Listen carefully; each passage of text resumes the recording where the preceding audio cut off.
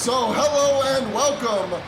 We are live from the Marriott Center in Provo, Utah, and our opening contest tonight is scheduled for one fall and will be contested for the SOW World Heavyweight Championship.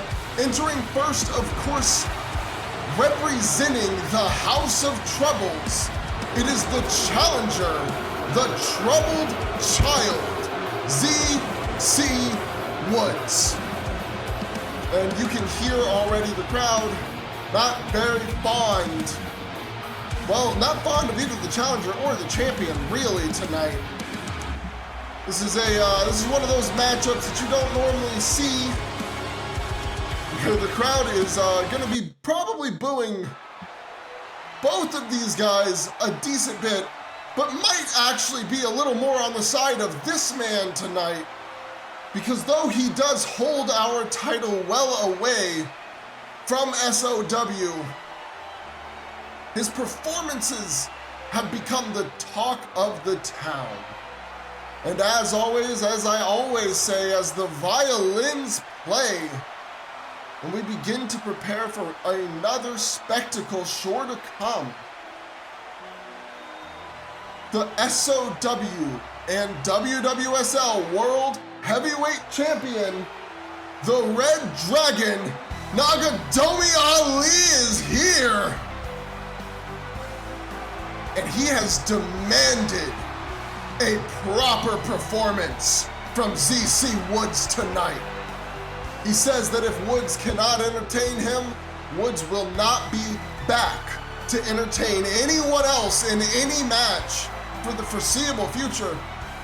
Nagadomi Ali has essentially thrown down the gauntlet. He's told ZC Woods that you must put up or he will have you shut up for good.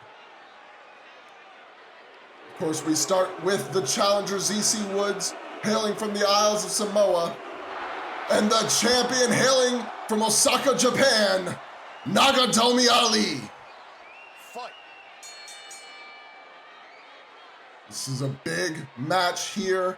ZC Woods' second biggest opportunity here in SOW. His biggest opportunity since Rev Your Engines, where he had the chance to become the first SOW World Heavyweight Champion.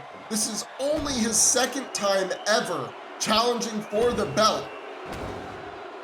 In large part due to the fact that he was not here in SOW for a good while after the first couple weeks of Ignition. Him and Moment for Life, the entire House of Troubles, chose to step away from the company, and since coming back have tried to take the titles away in their own right. I mean, obviously, like we mentioned before, Nagadomi Ali has kept this World Heavyweight Championship away from SOW, largely in JEPW. But he has at the very least been a consistent defender of the title. Whenever there is a challenger, he hasn't seemed to turn anybody down for opportunities. It feels weird to be saying this, to be heaping any praise on him, but I can't necessarily say I really want Woods to win the world title. I mean, I'm not trying to say anything negative about Woods as a champion, potential champion, about Woods as a contender here in SOW, but with the way he's been talking and the way that his stablemates have handled their tag titles, I'd rather just see that belt around the waist of somebody who's at least going to represent it with some measure of pride.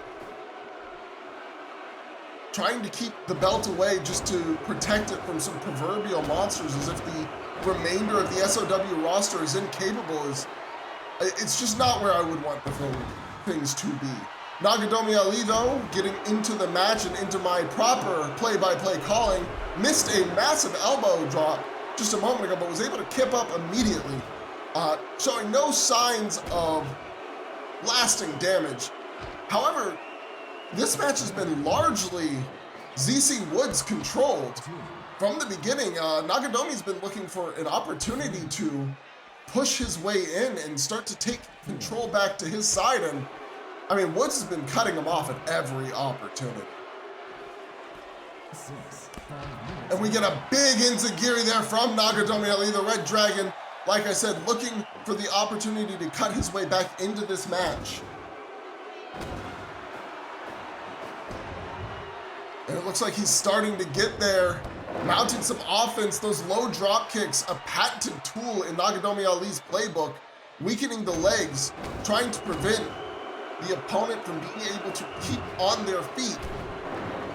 But a massive punch from ZC Woods, almost a Superman punch there. Right to the back of the dome, very early to be busting out a move like that.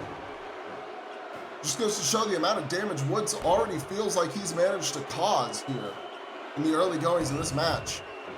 And Woods right back to taking control, tosses. Ooh, nice counter super kick there. And a low drop kick again, followed by a simple front drop kick to the chest, but Woods right back up. The damage he's managed to inflict to the champion beginning to show here as Ali stays down longer and longer. And Ali already looking, just a couple of drop kicks away, he's already looking to inflict further damage with his figure four. Definitely not looking for the win off of that, but wrenching at the knees, at the legs, you're going to cause a lot of strain, which is going to reduce the amount of power that somebody like ZC Woods can put behind a lot of his moves. I mean, you just saw it there. He attempted to lift Nagadomi for a suplex, wasn't quite able to at the moment. But there he does manage a backdrop.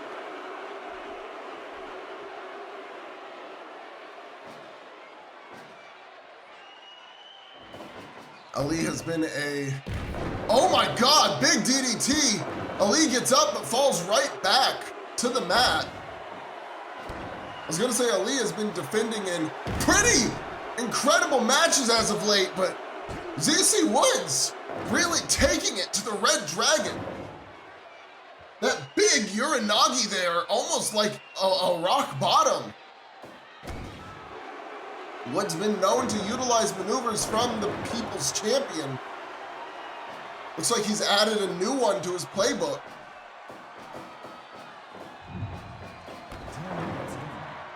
We are 10 minutes into this opening contest. Nagadomi and Woods fighting back and forth here. Nagadomi ends it with a drop kick to the leg, further damaging those already well-targeted limbs. And Woods now looking for a chance of recovery. Or maybe he's looking to dive. Big cross-body springboard style. Or maybe just swan dive style, I should say. Didn't actually jump off the ropes. He pulled out a chair and got knocked down onto it. That's gonna teach you not to utilize anything from under the ring. You gotta win a match against the Red Dragon with your own two hands and feet. He's not gonna lose to cheap tricks.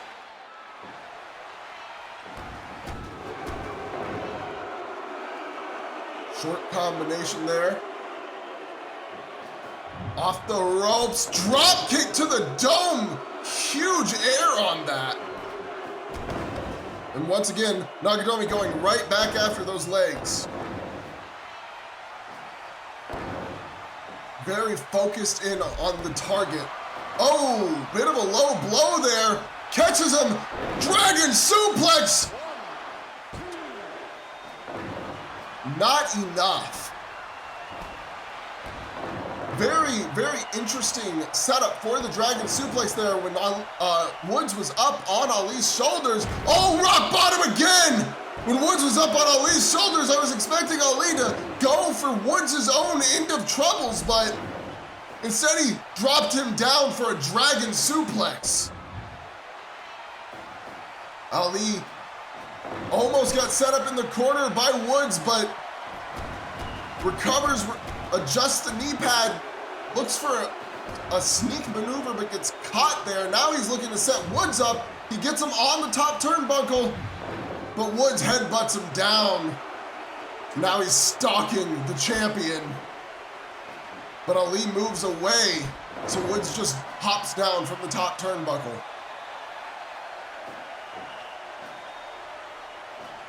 You gotta wonder, the damage Ali has done to Woods' legs, are they having an effect on him? It doesn't look like it right now as he runs off the ropes with the spear, but maybe they are, because Ali kicked out at 1. The amount of damage that Ali's legs, or Woods' legs, Nagadomi has done to Woods' legs has clearly weakened his running power. And Ali looking for a quick cover there. Wasn't able to even get a 1 count. Woods at least able to kick out still has that fire in his soul. And a snap suplex.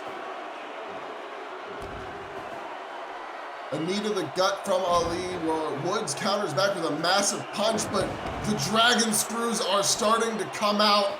That's gonna aggravate all the damage Ali has done to those legs. So much more.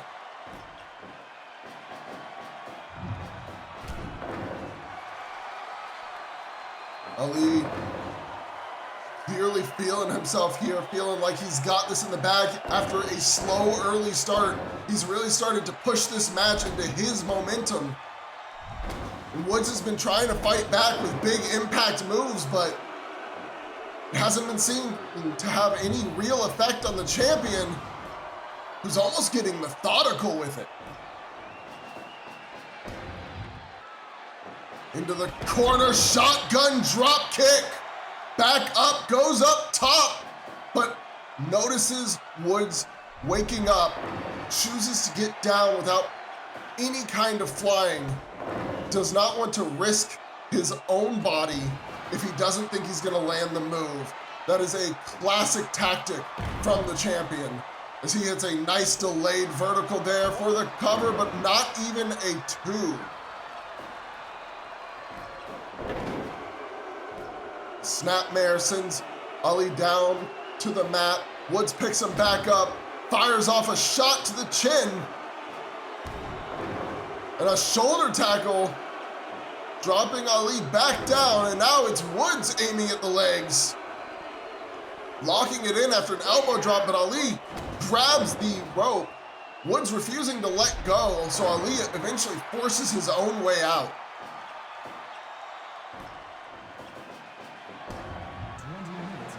We are now 20 minutes deep in this contest. It hasn't really hit a pace where I feel like it's about to end, but maybe Superman punch.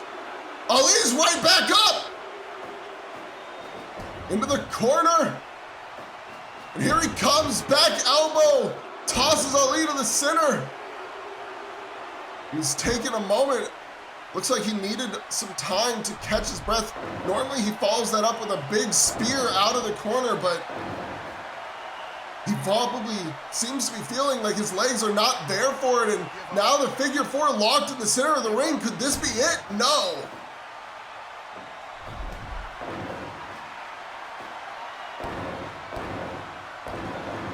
Just the targeting over and over and over.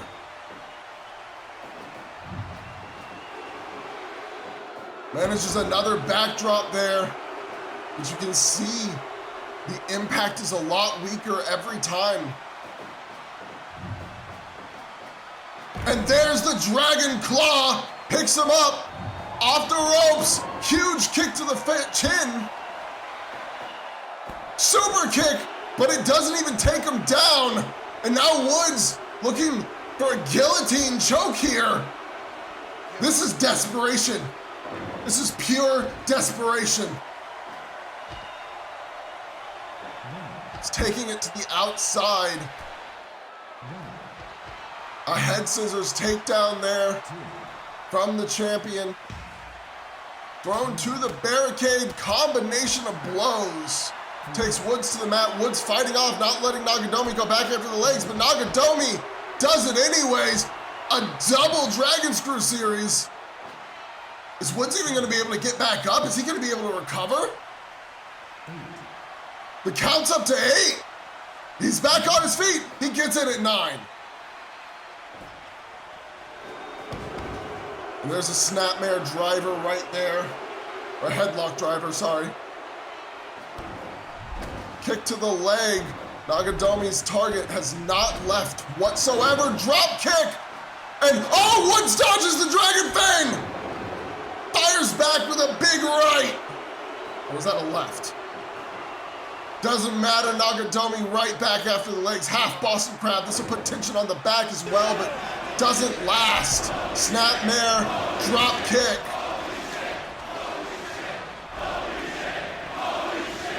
It's really hard to tell where things are gonna go. Full Nelson slam, elbow drop, another elbow drop. And now he's picking him back up. Nagadomi kick to the gut off the ropes, kicks the legs out from underneath Woods, but Woods is back up. Oh, he sends him to the corner, big drop kick, and then a Frankensteiner. And now he's calling for the end. Woods dodged it earlier. Can he dodge it again? It's the Dragon Fang! Square to the chin. 1, 2. Whoa, I really thought that was it. And you can see in Nagadomi Ali's face, he thought it was over too. But he's not one to rest. He picks Woods up, tosses him to the ropes. Dragon Claw, Woods counters. Low drop kick. Dragon Fang once again directly into the cover, but Woods grabs the ropes.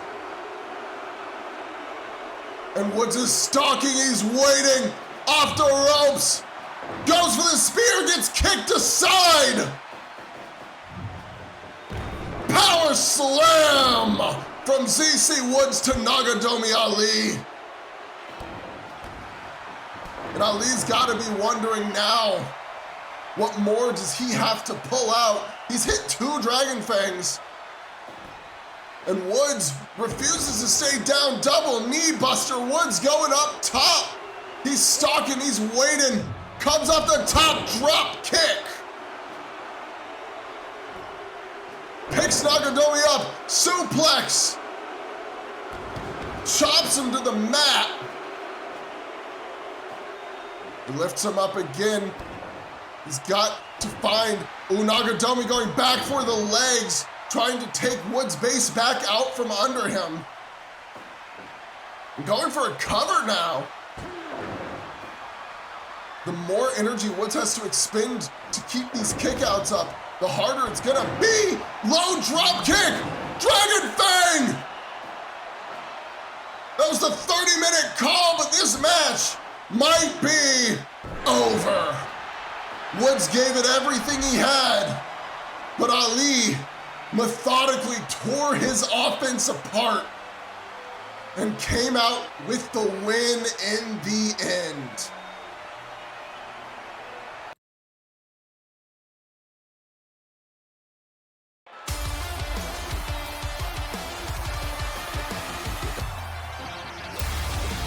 We know one of the members for Death Row is Cold Shawn Parker, but the 4th member has yet to be revealed.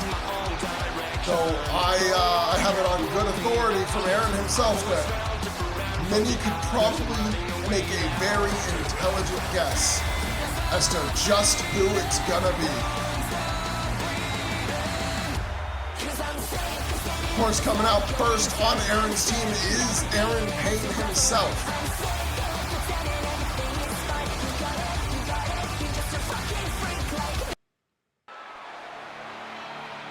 And the first man Erren said joined him, alongside the next person I believe who will be coming out, is the Trailblazer, Damian Oxley.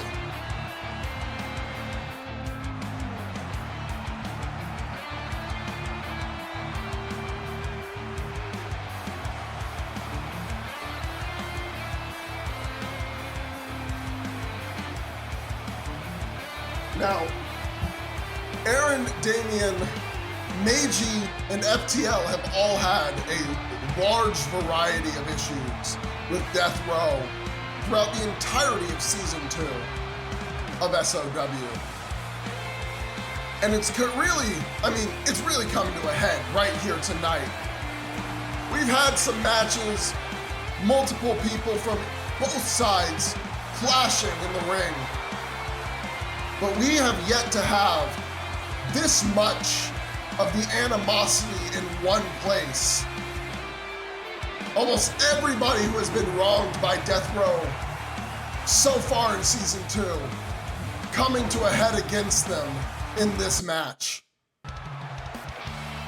I'm sure for Erren it's a little frustrating that Clint and Trent will not be participating, as they will be part of our main event tonight for the SOW World Tag Team Championships. But he'll be happy to beat down whoever Kevin Daniels has brought in.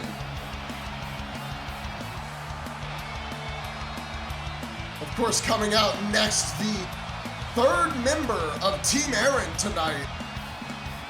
It is the Golden Star of SOW, the eponymous and legendary Meiji Kaito. A man who has held championship gold throughout his entire career in almost every company he's been a part of. And while he has yet to do so here in SOW, many have said it is only a matter of time. And then there's this guy. All right, let me be fair. FTL has been, as of late, a little better.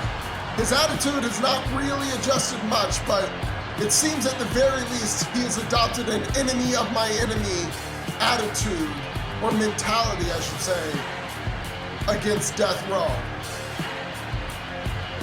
And I mean, the crowd doesn't love him. He clearly does not love them either. I believe Erren himself has said that this is the entrant he has the most apprehension about including.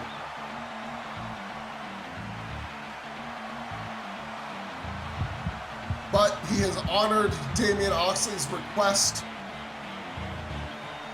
to allow FTL to compete. It was Oxley who had vouched for FTL to get into this match. And here we have the opponents who Erren has specifically challenged. Two members of Death Row, Last Will, consisting of Dakario Yet and Elijah Lee.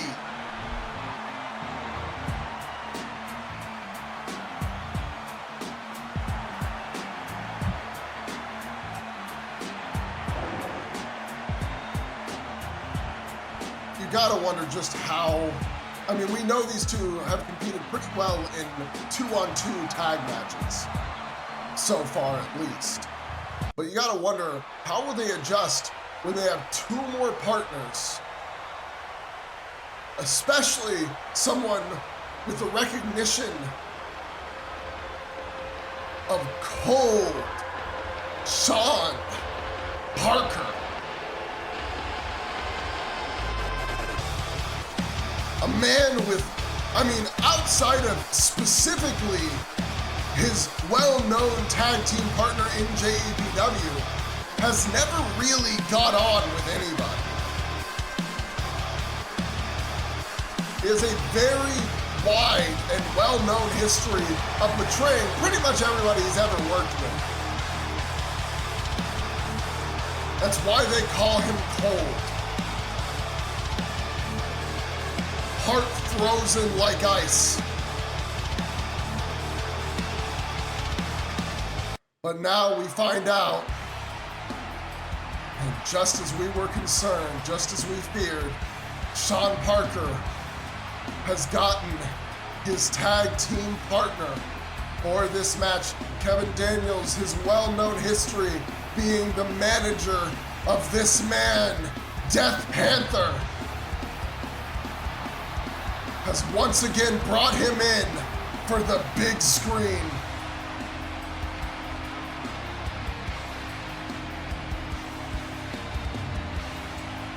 I mean, you can't help but be concerned for Erren and his company. Meiji, Damian, FTL, Erren, they've all stepped into something that I don't know if they are truly ready for. But it seems that tonight FTL has chosen to start things off, taking on Elijah Lee.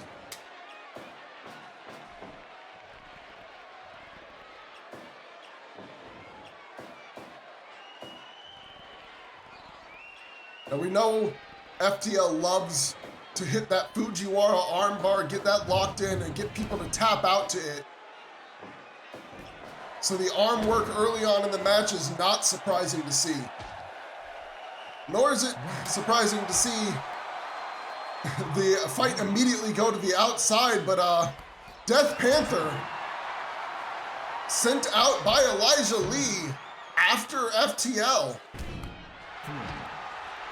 And he's already started trying to dominate, but FTL fighting him off a little bit, though not with a lot of success.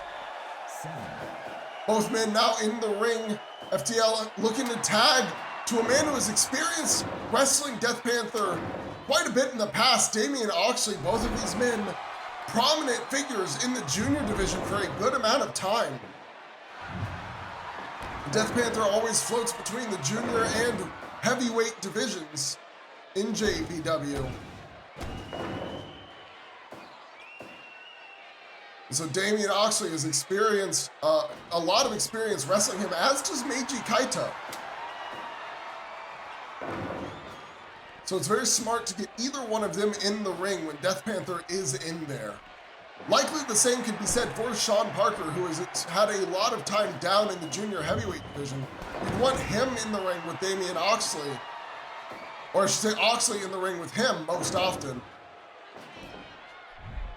Death Panther sweeps the leg around, sends him into the ropes, ducks under, and drop toe hold sends Oxley down to the mat, tags in Shawn Parker, and Oxley tagging in Meiji Kaito. Shawn Parker quick to toss Meiji into the corner. Meiji gets caught, but manages to reverse, and now Shawn set up, quick pin, reversed, quick pin, reversed. Jeez. Meiji's pushing Shawn back, heavyweight outpowering the junior, not surprising. 5 minutes gone. Meiji's got Shawn Parker in the corner, he goes up top, and a head scissors whip to the center, tags in Erren Payne. Erren does have some experience against Shawn Parker as well, but Shawn Parker not actually looking for an immediate vengeance against Erren Payne. Instead, tagging out to Correa, another man that Erren has faced off. Oh, but he does of course sneak in a cheap shot before he goes back to the apron. Now it's Dakari and Erren legal in the ring. And Erren's taking control here, working the arm of Dakari, trying to reduce some of that power, some of that massive offense he's known for. Nice swing out neck breaker. Now, you really got to wonder what the strategy for Death Row is going to be. I mean, it's clear that the strategy for Erren's team is just going to be dominate as much as possible. I mean, none of them really have a lot of experience working with each other, but they've all faced each other for the most part a decent amount. And there's a lot of mutual respect, so it's not going to be hard for them to work as a team outside of maybe FTL. But for Death Row, I mean, that's a lot of egos you've got on one side. 2 separate tag teams as well. You got to wonder how much they'll be able to actually mesh together and get a consistent offense as Meiji tags in Damian Oxley to face off against Elijah Lee. An old rivalry spiking back up. These two have faced each other many, many times over in the past. And Oxley, but gets dodged. And now Elijah tagging in Shawn Parker. It's the second time Shawn Parker has been tagged in against Oxley. And he locks in for an STF. Oxley fights his way free from that hold. Tosses Parker into the corner. And a series of Kawada kicks down to the mat. And now that diving elbow strike to the chin into an immediate cover.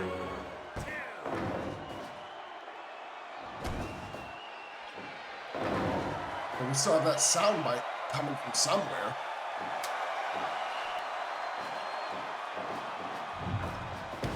We get a head scissors whip. Elbow to the dome there to Death Panther. And now Erren's been tagged in to face off against the Heartless One. Nice teamwork there from Erren and Oxley. Death Panther grabs Erren's leg and drops it to the mat in a DDT style leg hook. And he's gonna do it again. Now he's got the leg wrapped up, wrenching on it. Erren manages to force his way free and looks like he's had enough. He's tagging an FTL. That is an interesting person to put up against Death Panther. Sends him off the ropes. FTL shoulder tackle, catches him in a headlock, gets tossed the ropes himself. Shoulder tackle, this time blocking. I think Death Panther might have been looking for an arm drag there. Running knee, kick to the chin, and off the ropes into the corner with another running knee. Now he tags in Elijah Lee and immediately FTL tags in Damian Oxley. Hits a gourd buster to Death Panther. And then some arm breakers onto Elijah Lee. Sets up Damian Oxley well. Oxley trapping the legs of Lee with some kicks to the side. And Lee, oh, for a moment I thought he was about to tag out to his partner, Takari Oyet there.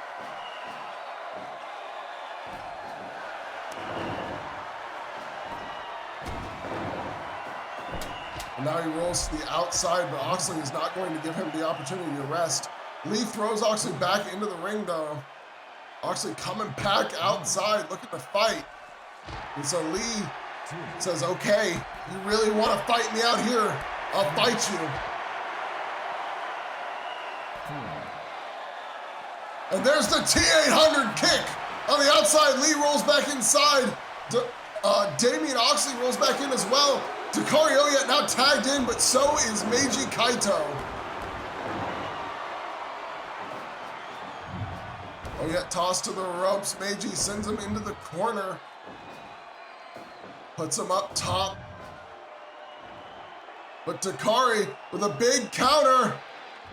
Power bomb! But doesn't hold for the cover. Looks like he wasn't able to. The impact took a lot out of him as well there. He's mounted strikes to the dome. Oh, inflict a good bit of damage. Now Meiji tagging in FTL once more. FTL lifts up Takari, drops him down with a gourd buster.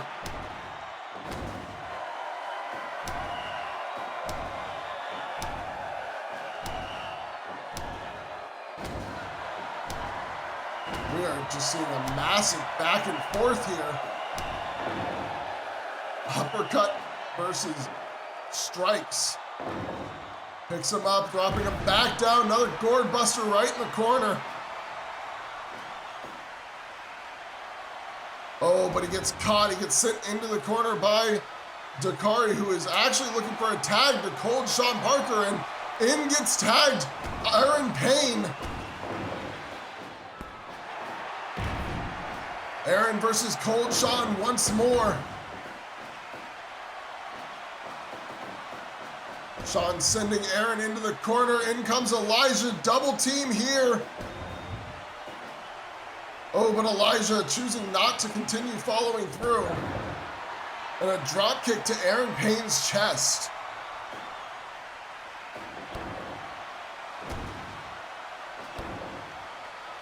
Good an exchange here. Kick versus an elbow. Erren flips off. Shawn gets back up. Elbow to the chin. That was the first cut play utilized, and oh my God, system shock to Shawn Parker.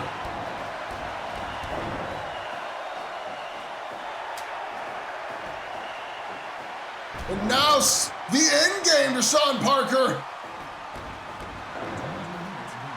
Shawn Parker with that Michinoku driver scoop slam sends Damian Oxley into the corner. Series of elbows, tags into Correa. Seems Oxley was tagged in at some point during that shuffle.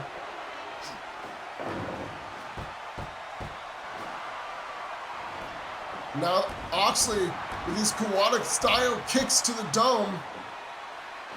Looking to lift up to Correa, but can't do it, gets elbowed off. Now he falls into the outside. Elbow, back elbow strike to the chin. And now he's caught in a bear hug. Squeezing in. And I mean, Oxley's been taking a lot of damage in this match lately. He keeps needing to get tagged in every other tag. Inversely, we haven't seen a lot of Meiji. And there we go. Meiji's now legal as Oxley takes a not pile driver, but an assisted power bomb, and then a reverse Frankensteiner poison rana to Meiji Kaito, but Meiji responds with a dragon screw, elbow to the leg, another dragon screw, and now he's locking in that figure four. He's made many a man tap out here. But interestingly, the entirety of Erren's team comes in for the cut play. None of the opposing side, Death Row, came in at all.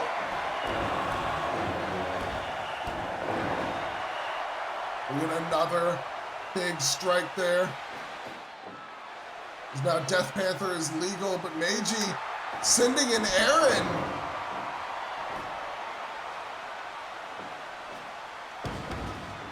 Erren with a power slam to Death Panther, or a body slam. Lifts him up. Catapults him across the ring, goes up top. Big drop kick, rolling drop kick there. Death Panther seeming a little bit unable to combat Erren's offense here. Some strong kicks to the chest though. And here we go again, a few more. But Erren catches him with a pile driver into the cover, and that brings Death Row in quick. Oh my God, now to Death Panther, the system shock by Death Panther! He just sits right up! And he tags out to Dakari Oye.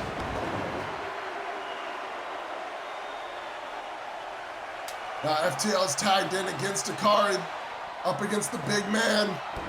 Erren breaks up the bear hug, hits a standing shooting star press. Nice counter there from Erren to Elijah as Dakari sets FTL up in the corner. Huge European uppercut, kicks him over into some punches, and now it's Death Row who comes in while the other team stays out.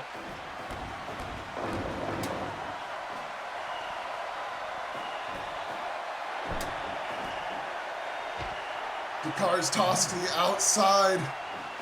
FTL flipping off Death Row as he's about to fly. Tope Suicida.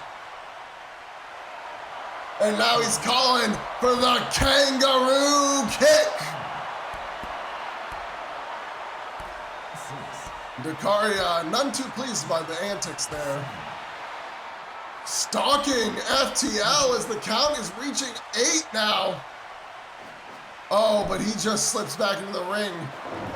Picks up Erren Payne with a pop-up powerbomb, tagging in Shawn Parker. And Shawn and Erren right back to blows. Erren's flipping him off. Rewind high kick. Anaconda Vice. In comes 2 members of each team to break it up.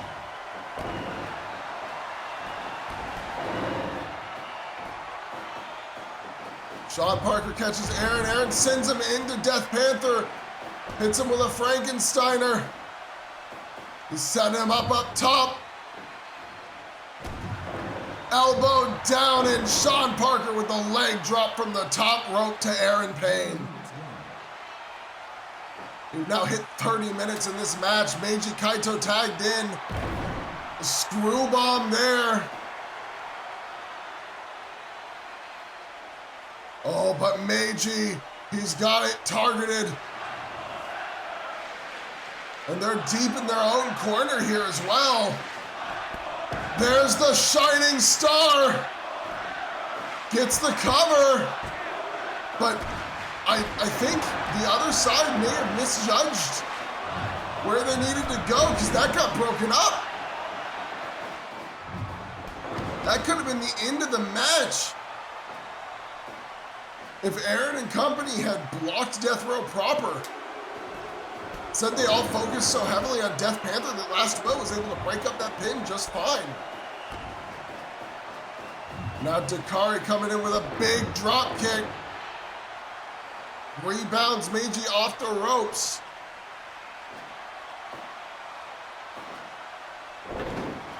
Side crusher. Tosses him to the side. Picks him up. Uppercut. Big knee to the gut. Axe kick to the back of the head. And now he's rolled him over. Some punches. Back in comes Death Row. But once again, Erren's side not willing to waste the cut play there. They didn't expect Meiji to tap out, but they do cut play in here to break up that pin, believing that that could have been the end. Now Meiji has caught Dakari Oyet in the short arm scissors after the SOW special was performed. Pop-up powerbomb! But it wasn't to the Legal Man. Legal Man now, Damian Oxley.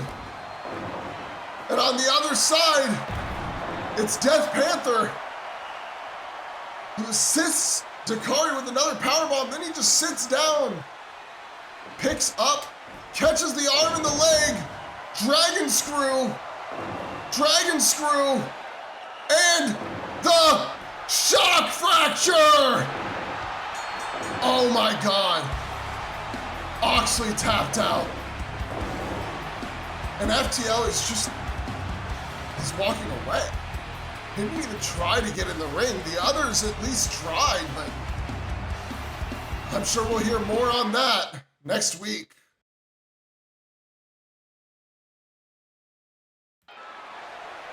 This is once again scheduled for one fall and will be contested for the SOW National Heavyweight Championship as El Rey de Guerra looks to claim his first championship in SOW. Meanwhile, Kastor Liechten looks to defend this championship for a record 8th time. The most title defenses for a heavyweight championship in SOW history.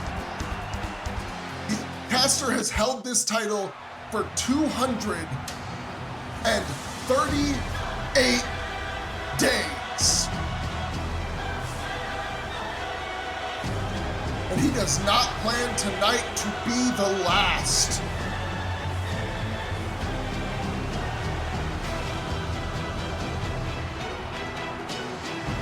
As it stands, Kastor has a litany of high-profile and incredible defenses of this title, including a defense just 2 months back at Hyperdrive against 3 other competitors in an elimination fatal 4-way match. A match in which he defeated, for the 2nd time, Jay Wukong and Seiji Maeda, as well as beating Chikara Strife, or I should say just Chikara, for the 1st time. We start off the match tonight with Rey forcing Kastor out of the ring early, but doesn't follow him out. And Kastor, of course, not one to stay on the outside. He prefers to do his work in the ring with his hands and feet. His fists will do all of his talking, if possible. A drop kick sends him to the outside. He rolls right back in again. He looks a little annoyed already that he's been sent to the outside twice now. And Rey managing to fight him off pretty well here in this match.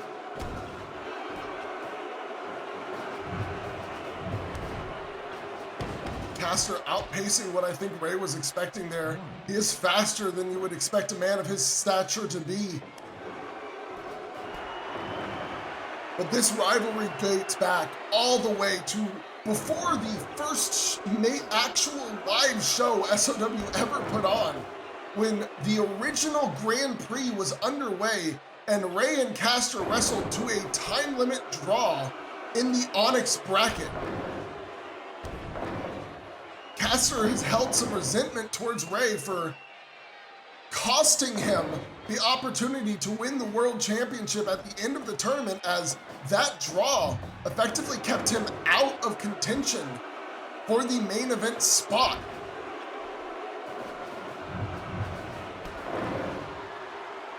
Of course, Rey also felt similarly as they ended with the same score at the end of that bracket.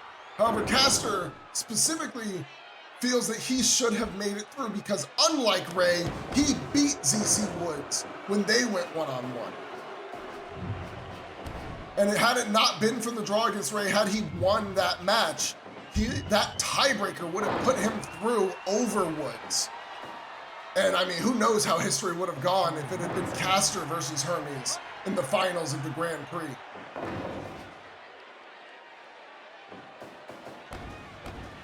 Since then, they went on to have a 60-minute match, or a 60-minute time limit match on the first episode of Ignition, also having a trios match on Rev Your Engines itself, our first ever live show. That 60-minute time limit match went 45 minutes and ended with Kastor eventually managing to knock Rey out with a series of German suplexes.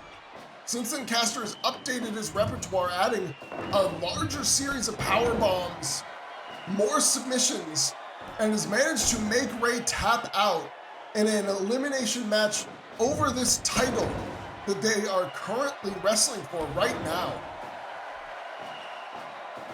So all things said, Rey is a clear underdog here as you hear the reverb on that chop from Kastor smashing his forearm directly through Rey's chest.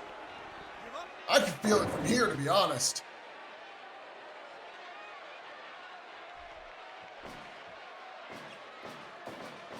Kastor comes into this match, never underestimates an opponent, no matter what, no matter how many times he's beaten them in the past. But he feels as if he's up against somebody who is not deserving of competition with him. Somebody who does not deserve, has not truly earned this title shot. And while many would disagree, myself and Rey both included, it is hard to debate whether or not Rey has had success, against Kastor in the past. Pretty much every match they've had between the two of them has ended with Rey on the losing side in some manner. But a big frog splash from Rey as he looks to prove that he can do it. He can topple the Emperor, he can crumble the Empire, and take home the national championship. It's a historic reign that Kastor Liechten is on, the longest in SOW history.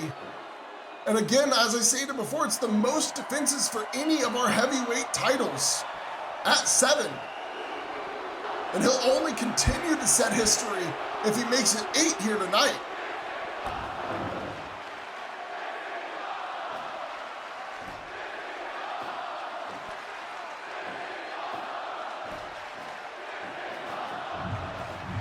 And the crowd is loving this already.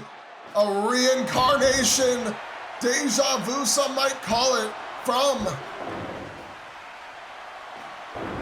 El Rey de Guerra. But he gets caught and arm trapped chin locks. It's almost like a torturous version of the Anaconda Vice. Well used by Erren, Payne, and here the German suplexes that took Ray out before. 1, 2, but Ray kicks out. And now Kastor, he's looking to put the luchador away. Power bomb, rolls him through, lifts him up. Power bomb, deep cover, holding the arms to the mat, but Ray manages to force Kastor off. And here we go again, another deja vu reincarnation into a pin. 1, 2, but no, Kastor kicks out as well. Ray up top, frog splash. Could he do it? Is this the moment? No. Goes back for a cover again. 1, 2, but again, Kastor kicks out. However, Ray managing to keep Kastor down for longer than I think we've ever seen somebody keep Kastor down. Big lariat. Picks him up. Rolling neck breaker there. Sends Kastor to the ropes. Hurricanrana. 1, 2, kick out. And there's the fairing ring. But oh, so close to the ropes. Kastor was just able to grab them and pull free.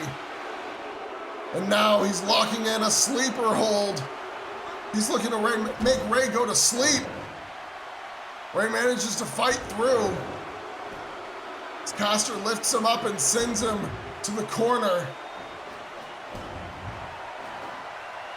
But Ray reverses, sets Kastor up top. Kastor headbutts him down, and I mean, yeah, I wouldn't expect Kastor to fly. He gets down off the ropes. It's a big elbow drop into a cover, but it doesn't last for the pin. And now he's locking in another triangle choke.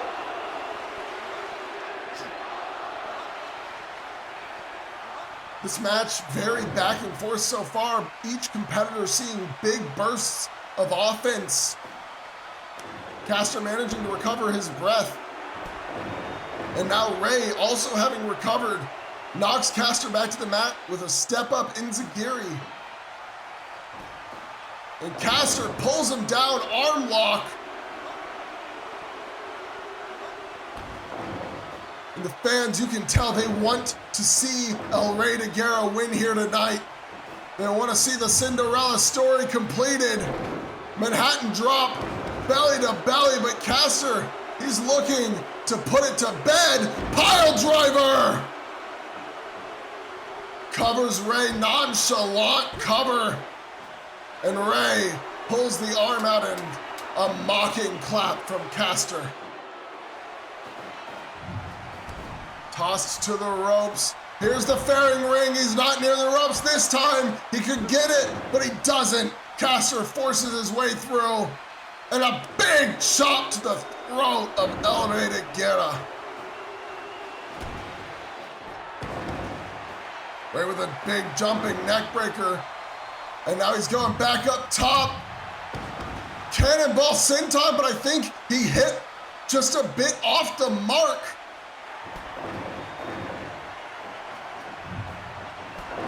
Drop kick to the chest sends Kastor to the mat. Ray picks him back up.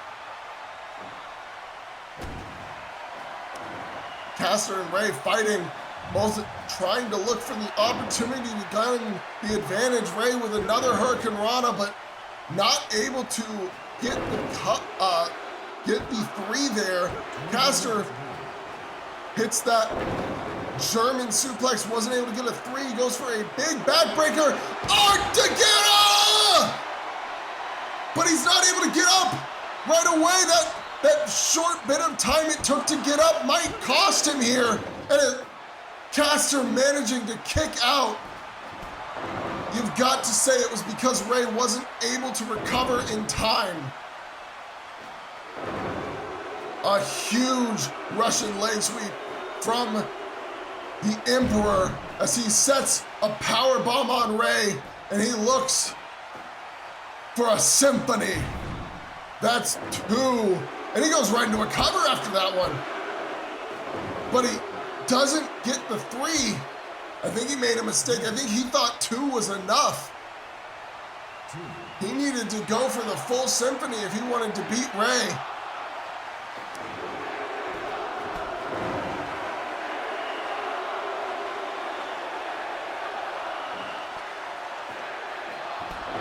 Kick to the back of the head. But Kastor dodges out, chops Ray down. And Ray with a back elbow to Kastor, catches him. Guerra! Guerra! It's still taking a moment for him to get back up. He gets into the cover. But he did it! Ray did it! Ray just won the title! Kastor's reign has come to an end in 238 days! And it was Guerra, his first rival in SOW, who did it!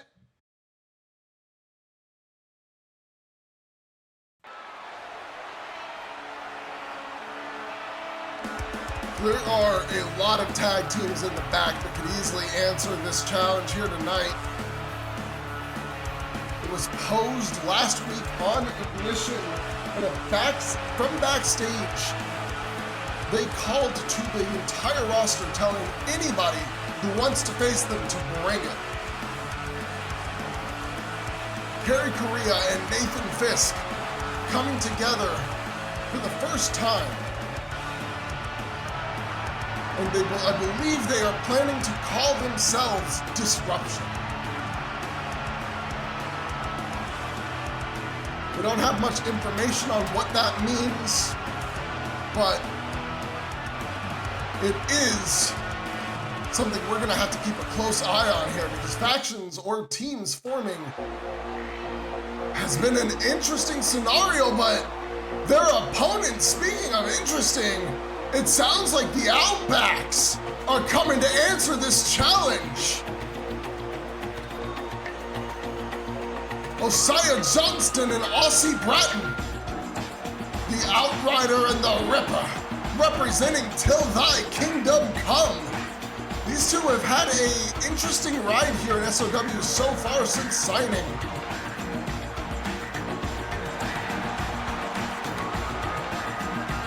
You've got to wonder, are they looking for this as an opportunity to start pushing their own way up the card, up the rankings, towards those titles after their unfortunate, well, there's no way to sugarcoat it, unfortunate lack of success in the World Tag 500.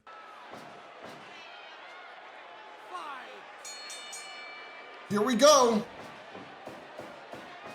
And of course, over there in the corner, our newest ref, Lawrence Robinson, here for the first time.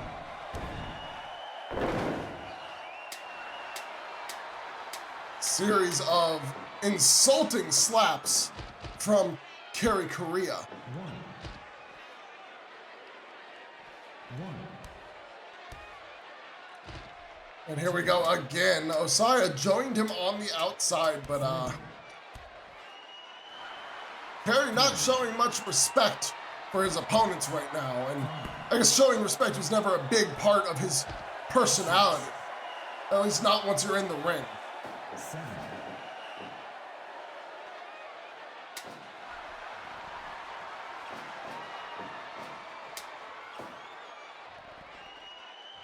Give up.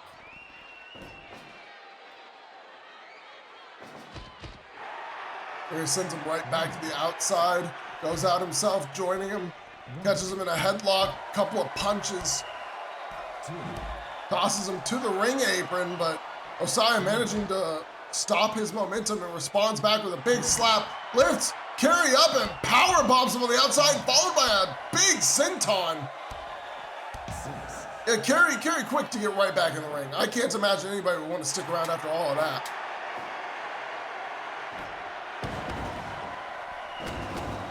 Managed a nice hip toss and ow! Nathan Fisk tagged in for the first time and immediately takes a butterfly backbreaker. And, yeah, he was not fond of that. He went looking for revenge against Osiah, but Osiah no longer the legal man. So he gets caught from behind by the Outrider. Not one to show concern though. Nathan just picks him back up. Big Papa, not worried. about the Outrider at all. Nice shoulder tackle block there from the Outrider, from Aussie Bratton. Oh, and a catch! Osaya so smooth, so slick. I almost didn't notice that he had caught Nathan there. Led perfectly into the lariat from Aussie Bratton. Now we've got an exchange here, chops versus the punches. 5 minutes left. So we're my casting partner here with me. I'm sure we'd be discussing what our opinions are on this stable and what it could mean for the future. And I mean, I say stable, it's really just, they mentioned there's like another guy possibly, or at least there was some implication there. I'm not 100% sure, but it feels like this isn't just a tag team that we're seeing here. Because if it was just a tag team, I can't imagine why they would have been so secretive about it up until now. Kerry Correa sent into the corner by Osaya. Gets caught with a arm wrench from Aussie, but quickly reverses it, catches Aussie in an arm wrench of his own. Hip toss sends Aussie off to the side, and then tosses him out of the ring. Aussie's been having a little trouble mounting any offense in this match so far. Both of these men are a good bit bigger and a decent bit stronger than him in terms of just pure striking power and lifting power. Though Osaya is a more technically sound wrestler. And he's definitely a better high flyer because, you know, Big Papa and the Wild Tiger don't really fly at all, if I'm being completely honest with you. The German suplex, but Osaya rolls through into a front drop kick. And, I mean, he's just been showing off his power here all day with these. I mean, he's just lifting people. He's using them as like weights and then tossing them aside. Now he's picking them up. Power bomb. But Nathan gets right back up and gets hip tossed to the center of the ring. But he counters, sends Osaya to the corner. Kerry Correa puts Osaya up on the corner. And a tiger suplex to the big boy from the top rope. And now, power bomb into some punches. What a combination. He didn't go for the cover. He tried to make Osaya pass out or tap out. 10 minutes left.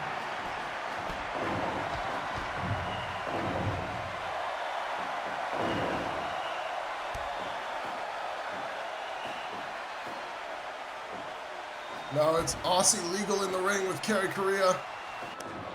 Chops Kerry down off the ropes. Senton. And now he's got the arm stomping on the leg, locking the arm up. But Kerry fights his way out. And he was looking to go up top, but ended up second guessing it.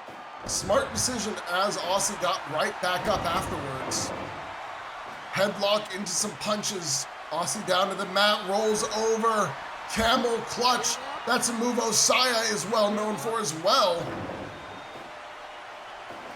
You can almost guess he was mocking Osaya a bit with that as he catches Aussie off the ropes, drops him to the mat. And now Nathan Fisk tagged in. And Aussie quick to tag out as well. Wait a minute. Guerrilla warfare! I haven't seen that hit move get hit since it was Taikyo and Kerry. But now it's Nathan and Osaya in the ring. Osaya, German suplex, tosses Nathan all the way to the outside. Nathan rolls back in, big punch to the dome, and you've got to wonder to yourself, I mean, these guys have just been throwing bombs at each other all night. How much longer could they go? I mean, I can't imagine this match goes any longer than the last match with how much impact these guys have been fighting with. It's been a barrage of big move after big move. Pump handle, oh, dodges out. Aussie Bratton caught again, pump handle, fall away slam. Rolling elbow from Osaya. Arm breaker from Aussie. Standing moonsault, but doesn't hold for the cover. Said he picks Kerry Correa up. And now they're fighting back and forth again. These chops to the chest as Kerry slaps him in the chin.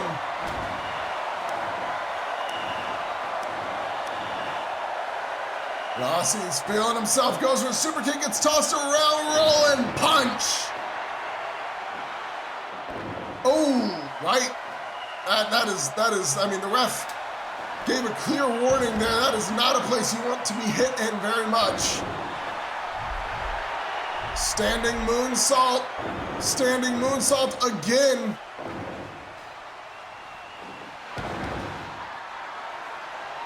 And then drops him down with a bulldog. Osaya slams him to the center, and now he's set up in the corner. He's looking for that code breaker, and he lands it square to the chin. Nathan Fisk gets in, manages to break it up. Aussie not quite quick enough to stop the breakup of the cover. And now the abdominal stretch. But I think Nathan came in a little early there. Osaya was actually being sent out of the ring. Nathan didn't need to come in, but instead he's gonna make use of it. Or at least he tried to. The ref has sent him to the outside. And now forearm hammers being hit onto Kerry Correa. Lifted up for a power bomb. Oh, that almost got the 3. Aussie didn't even need to break the pin up. Nathan was not gonna get there in time, but Kerry managed just barely to survive. Series of slaps to Kerry Correa in the corner. Kerry, Russian leg sweep counter.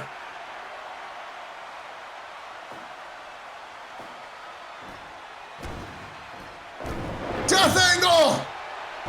Oh, but Aussie obviously right there. So quick to break it up. He knew that it was not gonna go well if he didn't stop that pin. And a knees to the face of Nathan Fisk. Code breaker to Kerry Correa. 20-minute call. Nathan Fisk unable to come back into the ring. And now Kerry sits to the outside. They're cutting him off from his partner. Shatter machine, that is the crash from down under when utilized by the Outbacks. They're just brutalizing Kerry Correa on the outside. Scoop lift, suplex. Picks him up. Power bomb. Osaya rolls back into the ring. Kerry back in as well.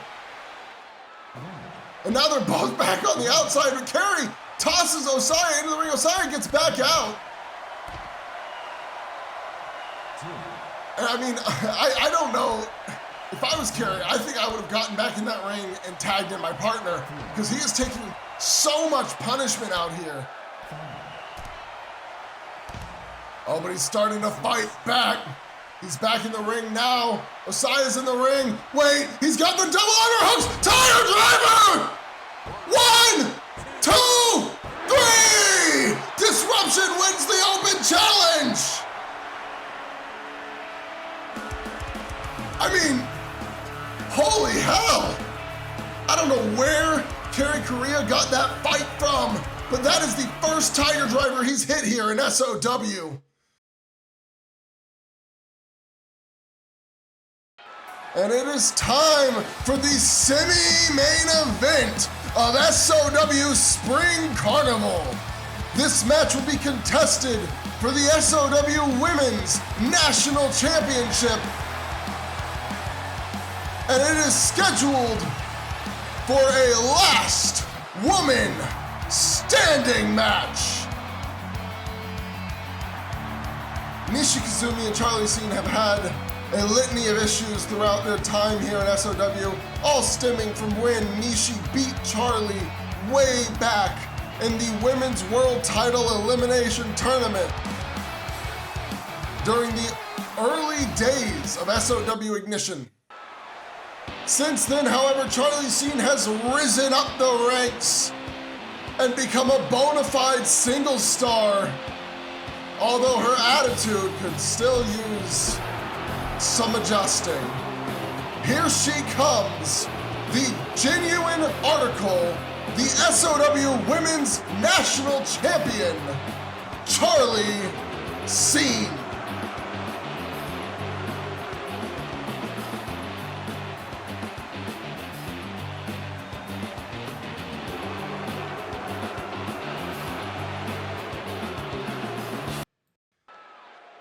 As we get prepared to start the night, of course, first the challenger, the North Star Nishi Kazumi, and her opponent, the genuine article and the champion, Charli Scene. This match scheduled for just one fall.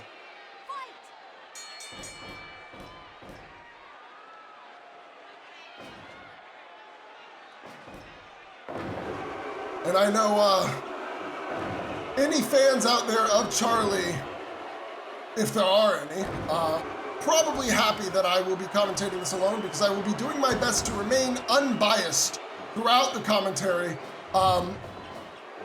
As I watch this match, Charli starts out, I mean, I was gonna say it's dominant, but it's kind of back and forth. Charli's getting a good bit of offense in early, but Nishi's responding with strikes of her own, and has been avoiding any major moves from Charli here. Keep in mind, this is a last woman standing match. That means there are no rope breaks, there's no DQs, there's no countouts, there's no submissions, there's no pinfalls. The only way you can win this match is by knocking your opponent down for a count of 10.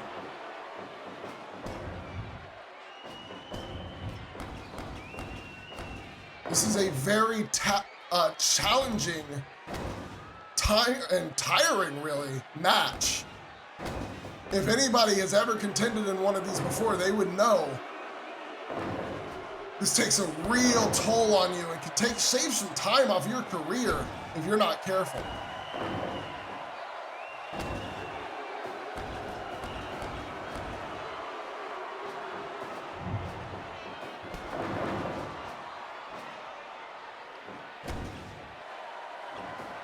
Just a simple back and forth standard wrestling right now. Neither woman has decided to up the stakes yet. We haven't gone to the outside, haven't grabbed any weapons. Nice takedown there from Nishi. Charli reverses.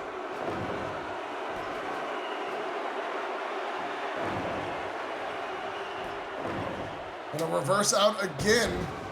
Charli whips Nishi down. A series of blows from Charli Scene, but Nishi relatively unfazed. Oh, that one caught her though. Backslide obviously won't go into a pin, but Charli transitions it into a axe kick to the dome, and Nishi throws Charli Scene to the outside. Off the ropes, she's looking to fly. Springboard drop kick. And a clap on the outside from that drop kick straight to the face. Both women grabbing weapons. Charli grabs glass, or not Charli, Nishi grabs glass. Charli grabs some iron claws.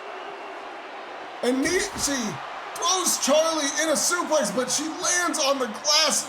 They both ended up going through it, and it looks like Nishi might have gotten the worst. But she's already busted open. She picked another weapon from under the ring, but it looks like Charli managed to knock her down on it. And now Charli, with that claw, she had grabbed multiple blows to Nishi's back. You can see the glass, the blood loss already starting to have an effect. And right as the crowd starts chanting, "This is awesome," Charli looks to slow the match down. You can hear the boos ring out as soon as she did that.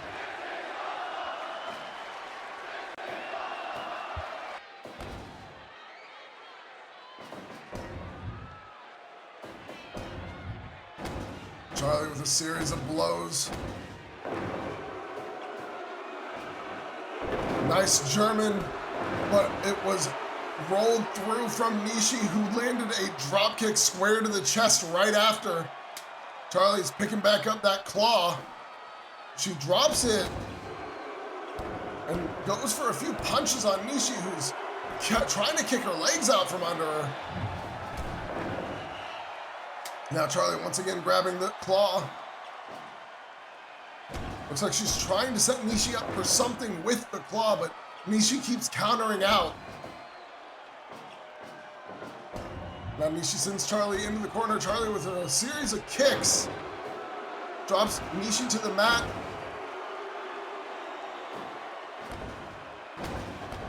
And they're exchanging strikes again. Nishi's the first up.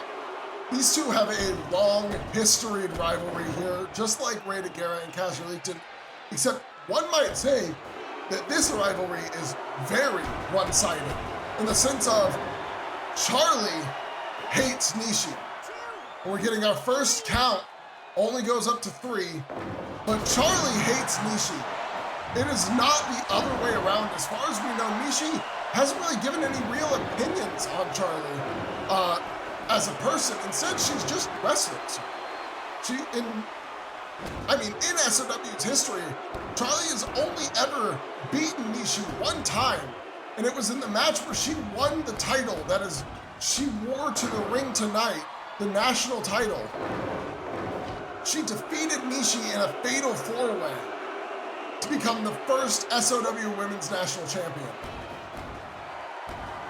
And this is only her second ever defense of the belt, which she has only held for 28 days.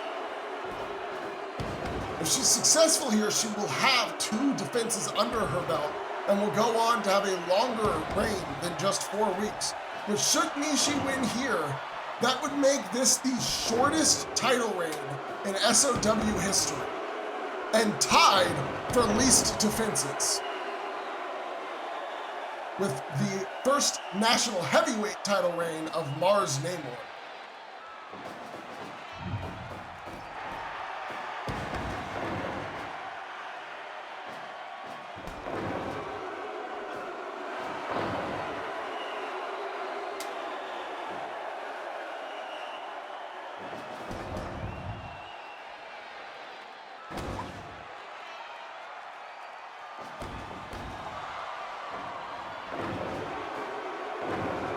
We've got a struggle for an armbar here. We know Charli likes to wrench on the arms, try to make you tap out through the arm work.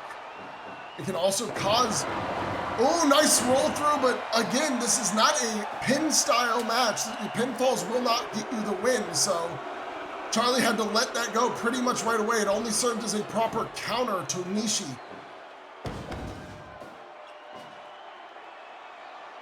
You can see the mat is getting covered in Nishi's blood here tonight. Nishi very much busted open from that glass spot earlier, and that will take its toll as the match goes on.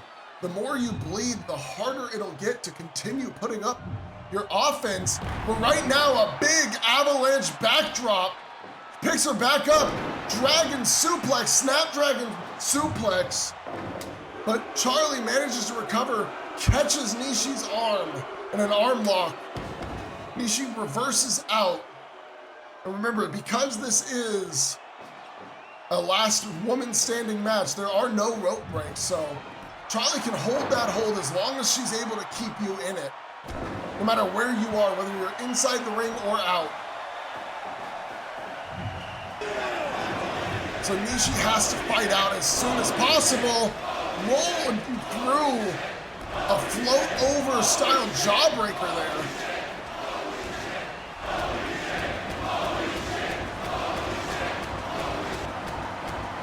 Series of punches back and forth. Low drop kick from Charli wins the exchange after Nishi attempted to win it with a simple standing drop kick.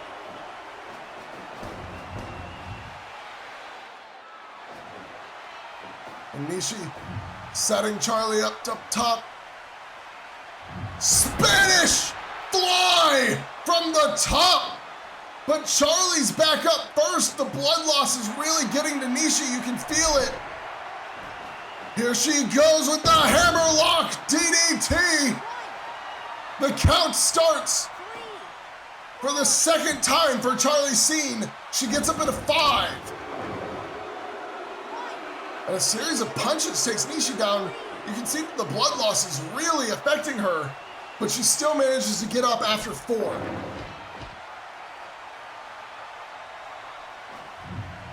And a big drop kick. Springboard again. Nishi grabbing more glass. I don't know if that's wise. She's already been busted open once. Charli, not wanting to go through it, sends Nishi back into the ring. Charli didn't even want to risk going through it by trying to send Nishi through it. Or maybe not, as she drop kicks Nishi to the outside. Nishi falls directly through the glass pane. Now Nishi's got a claw of her own. Charli catches her. No. Oh my God. She steals the hammerlock DDT directly onto the iron claw. But Nishi still manages to stand up at 5.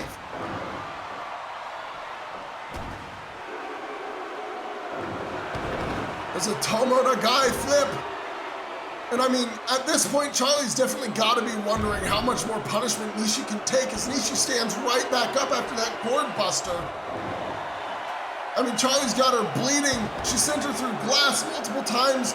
She's taken moves from Nishi and hit her with them onto weapons. But Nishi just keeps coming back. In fact, it almost feels like Charli's the one who's taking the most damage in this match. Big drop kick to the chin. And you can hear the crowd is loving the match tonight. A glass pane! Oh my God! Smashes more glass off of Nishi's head.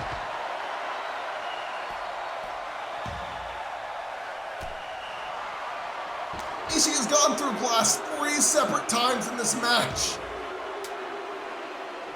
Charli goes for another weapon, but doesn't even find anything under the ring. And it looks like Charli's busted open too.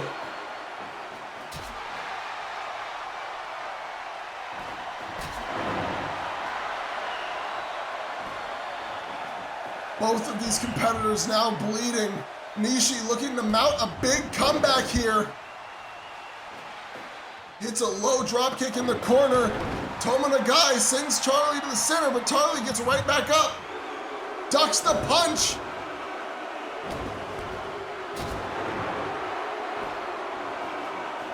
And even though Nishi is trying her best, you can see that Charli is still got the advantage here. She hits a roll through, I mean, you can call it a sunset flip from the top of sorts. Charli with a Nishi with the double knees to Charli's back. I thought for a moment she was stepping away to let the ref count, but no, she was going for a weapon. And takes a gourd buster almost onto the weapon, but instead she knocks Charli back onto it. Nishi up top, knee drop.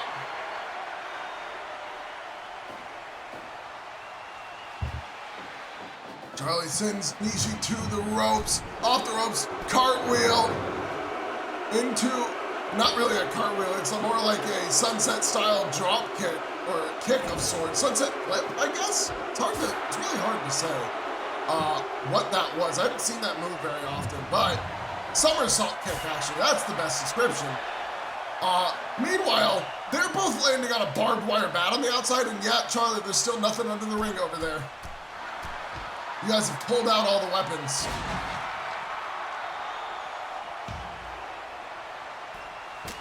Oh, Polaris!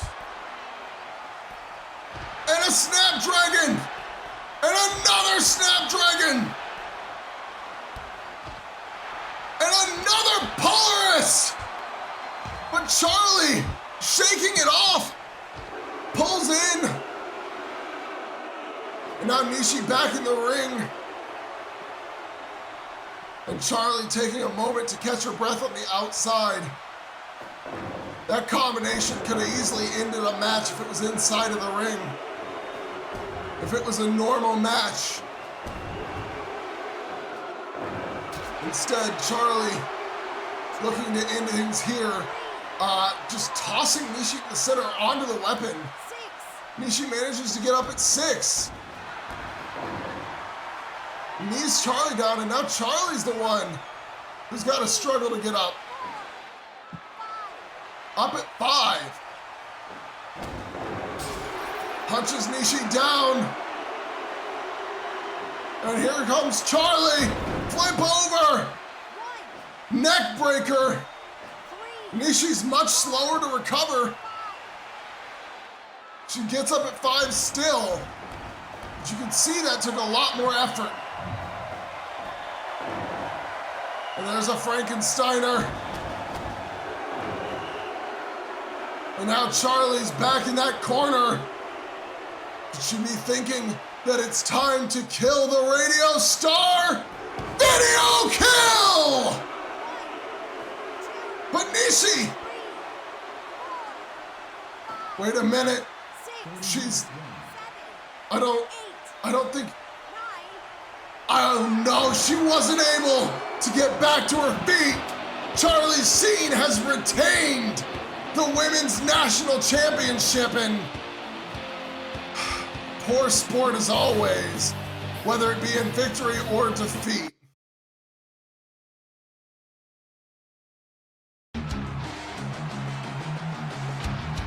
This is the result of the World Tag 500 spring season. Death Row, Clint Kassidy and Trent Taylor overcame the odds and came out of the World Tag 500 with a record of 4-1 to be your finalists. And as such, they are granted a title opportunity here in the main event of Spring Carnival. And it looks like they have brought out fresh gear for this match.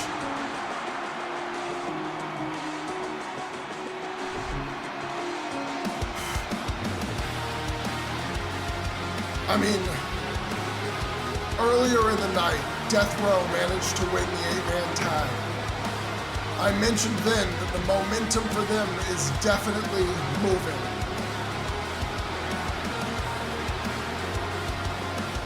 But this is a match where I genuinely do not know how to be... I mean, I don't know how to pick any kind of winner. Because as far as I'm concerned, I'd be happy if neither of these teams walked out of this match as the champions. Moment for Life, though they are a very successful team with a lot of history behind them, they have a equally long history in SOW of keeping these titles away from us here on TV, away from us here on pay-per-view at times. And it's very frustrating because they always make their messages through videos rather than in person. The only times they ever seem to show up in person is to mount an assault.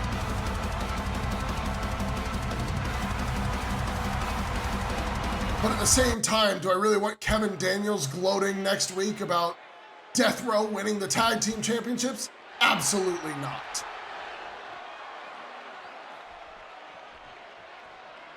So, for the sake of my personal sanity, I am rooting tonight largely for Moment for Life. Of course, in my calls, I will be as non-biased as possible, but in my heart of hearts, that's what I'm going to want to happen tonight. As we start with the Nightmare facing off against the 6-shooter, Clint Kassidy.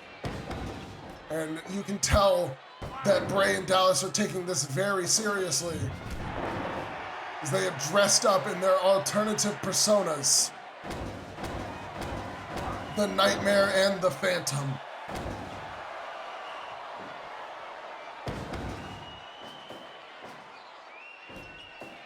They want as much as everyone else for Death Row to fail here tonight. They do not want them to claim those titles because I believe, personally, that Death Row are the monsters that Moment for Life and the House of Troubles as a whole have been trying to warn the rest of SOW against.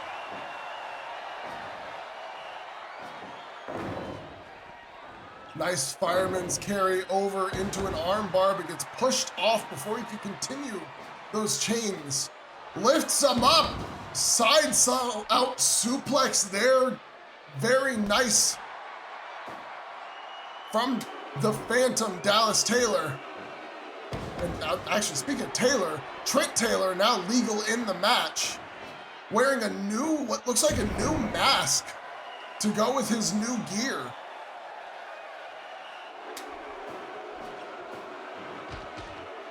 And I mean, I feel like we've never actually seen Trent Taylor's real face. And I don't know if I ever want to be completely honest with you. Not that I think he's ugly necessarily, but like if he's this intent on hiding it, I can't imagine how he would act without the mask or the paint.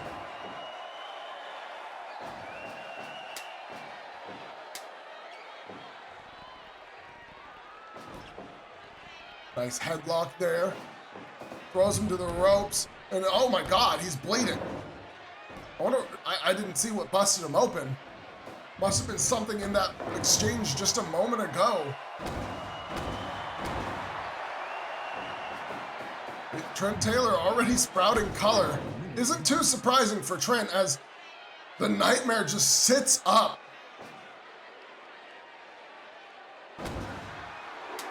Tags in the Phantom.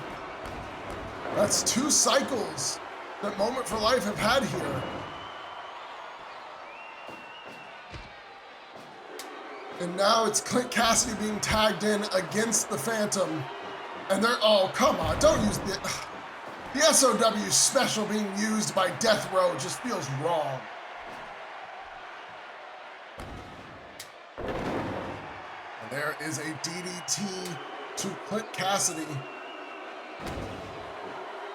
He lands a strong blow there to Dallas Taylor, as the Nightmare is now the legal man, but Clint tossing him out of the ring.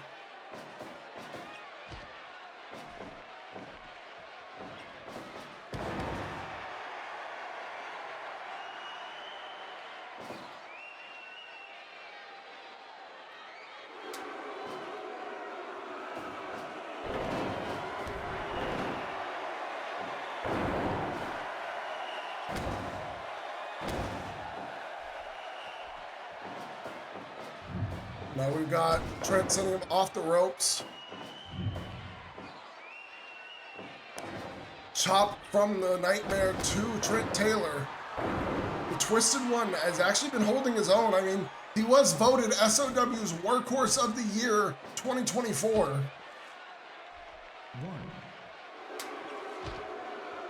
Not surprising to see him putting in the effort. 2, 3,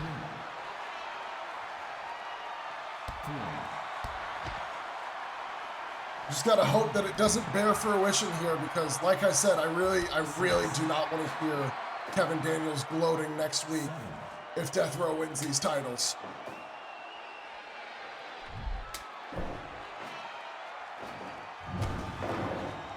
Double back elbow counter into a headlock takeover. Side headlock there applied, but broken up via rope break. And the last REM cycle. 10 minutes gone.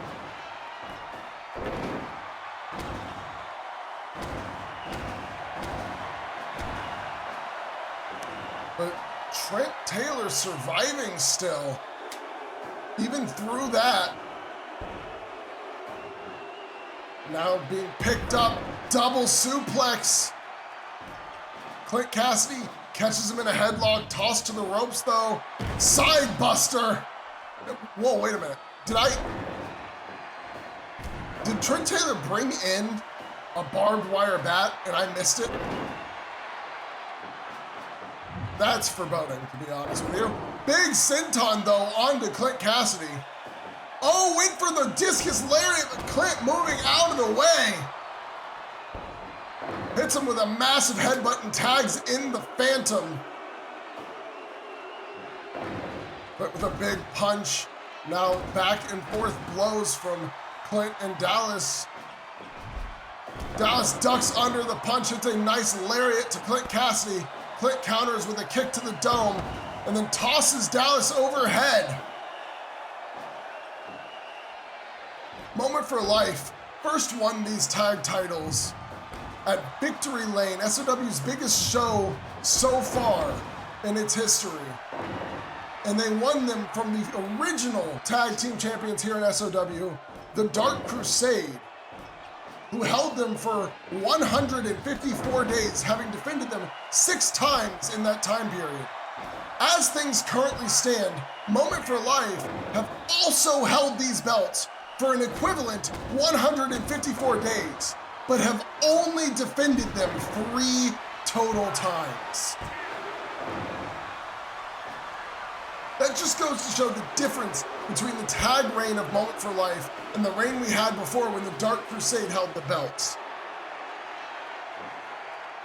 And it shows just how much I don't want to see Death Row win, that I am still here rooting for Moment for Life in spite of that.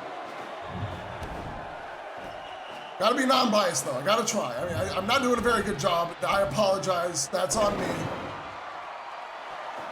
Trent Taylor just sits up after that DDT. Sweeps through the legs. The crowd is in agreement with me here. Goes for a body slam with a quick cover after, but doesn't even get a 1 count off of the twisted one. Rake of the eyes. The mask means that the rake of the eyes is not going to have as much effect as it would normally. It really just kind of messes up the mask itself, if anything.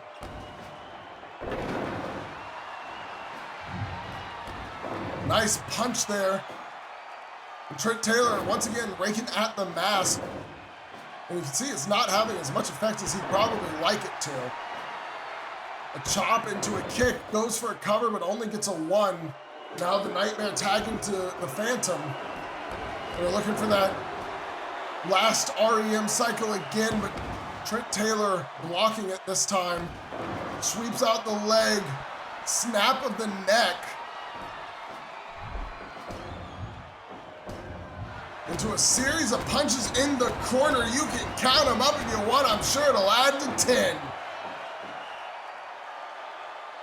Now Trent going to tag to Clint. Dallas catching Clint. Body slam into a cover, but Clint immediately kicks out. Ref doesn't even get to move an inch. Throwing suplex there from Clint Kassidy. And he tries to prevent the tag, but Dallas manages to make it anyways.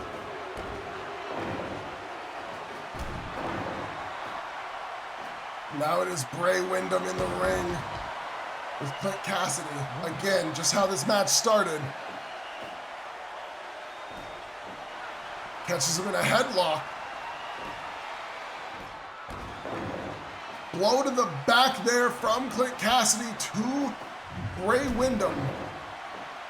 Big knee to the stomach. Catches him in a sleeper there.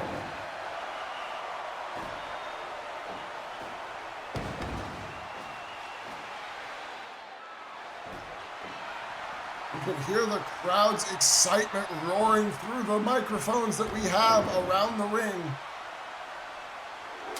As Clint tags Trent back in, and in response, the Nightmare tags back in the Phantom. But this has been a very, very hard to call a contest. I mean, it doesn't feel like either side really has much advantage here in this match. Huge series of elbows to Trent. Immediate cover from Dallas Taylor. Very smart there. Gets the 2, not a 3. And a big headbutt from Trent, who picks up the barbed wire bat for a moment, thinking of using it, but I suppose he thinks better, realizing he cannot win the title if he uses that, but he can drop Dallas down onto it. Even if I don't know if that was entirely intentional. Sweeps out the leg again, this time using his leg to do so. Some might say he kicked his leg out from under his leg. Going back towards that barbed wire bat, but gets speared in response.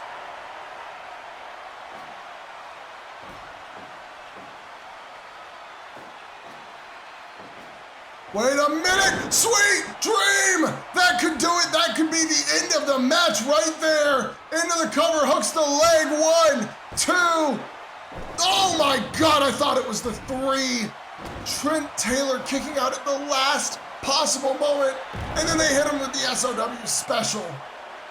And the decapitator! 1, 2, but it gets broken up by Dallas Taylor. That is the second instance of cut play used in this match, I believe. Remember, the limit for these 60-minute matches is 6. Catapult into a spear. And Dallas Taylor sitting. And Dallas picks up the bat, but I think he decided not to use it. I'm not sure why. Honestly, they could have easily retained their belts there. Maybe he felt it would be the incorrect way to do so because it might just give them an argument for another title match. Looked for the Sweet Dream himself, unable to hit it.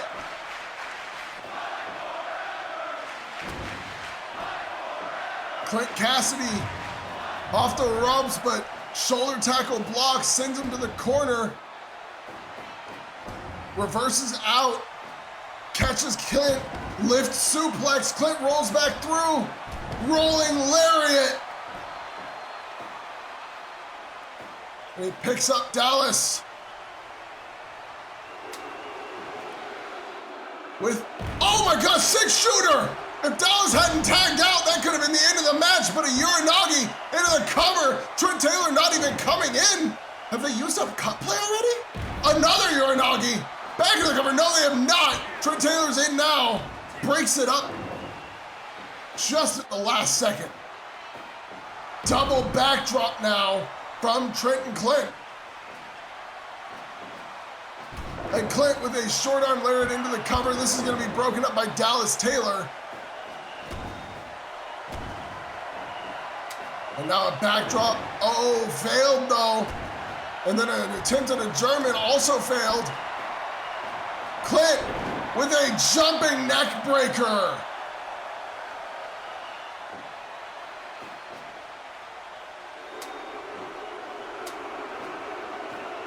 And there we go. Another 6-shooter, this time to the Nightmare. And then the SOW special. Trent Taylor goes up top, makes the prayer diving headbutt. That's a very dangerous move. He should not be doing that. Goes for the cover, but broke it up immediately by the Nightmare. Clint sent back into the other corner. Dallas off the ropes. Diving knee drop. He picks Trent up, sets him up on the ropes. DDT! Into the cover.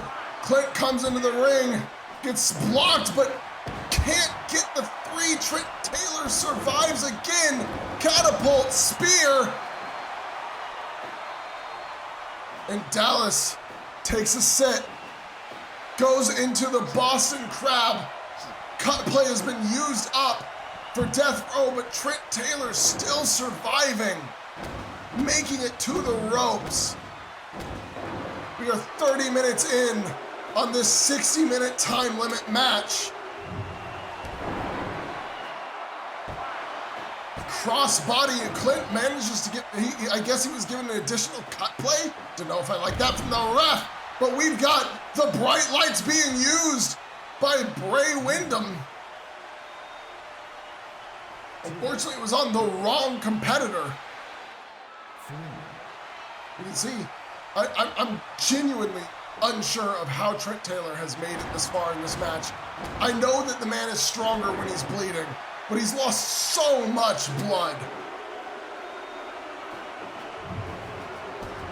But tosses the Nightmare to the corner, looks to set him up, goes up top, and a backdrop suplex from the top.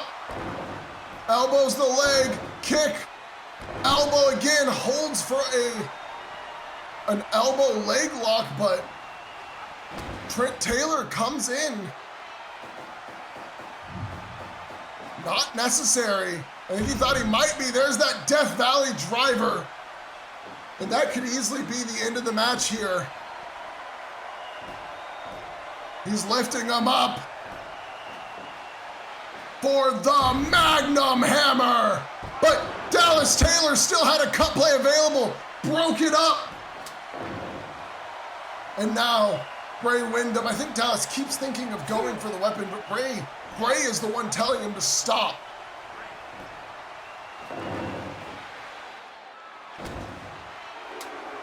Now Dallas tagged in, snapmare driver, or neckbreaker driver, I should say.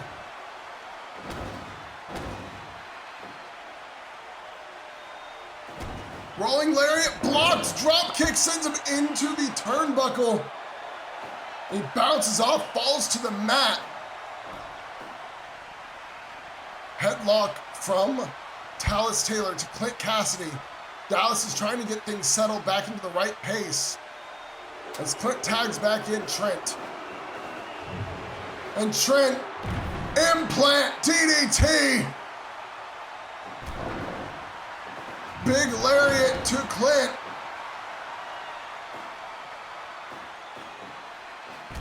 And a big lariat to Trent now. Picks him up, backbreaker, body slam. I don't know when this match will end, but we've got a choke here. This is not legal. He only has till the count of 5 to hold it. Dallas Taylor forcing his way out, tags back in Bray Windham.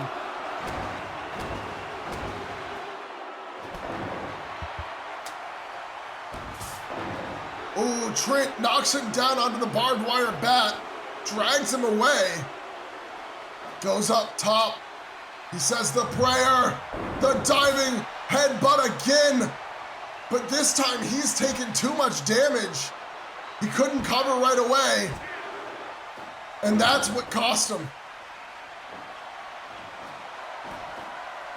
Now the Nightmare tossing, twisting Trent Taylor out of the ring. Is he just standing in the center, or is he... I can't tell if he's waiting or if he's looking to dive. No, he's just waiting. He tosses Trent. Pop up! Power bomb! Kneeling out. There is no cut play, but Trent still kicked out. And now there's a tag from both sides. Both sides fighting off a double team.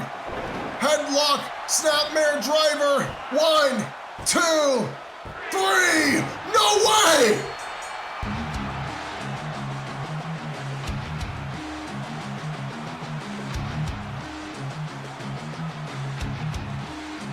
I don't know what to do with this, but Death Row just won the SOW World Tag Team Championships. Well, we have a lot to address next week on Ignition. Well, everybody, thank you for joining me and joining us here for SOW Spring Carnival. As always, I am Devil D, your lead analyst here in SOW, and I am signing off.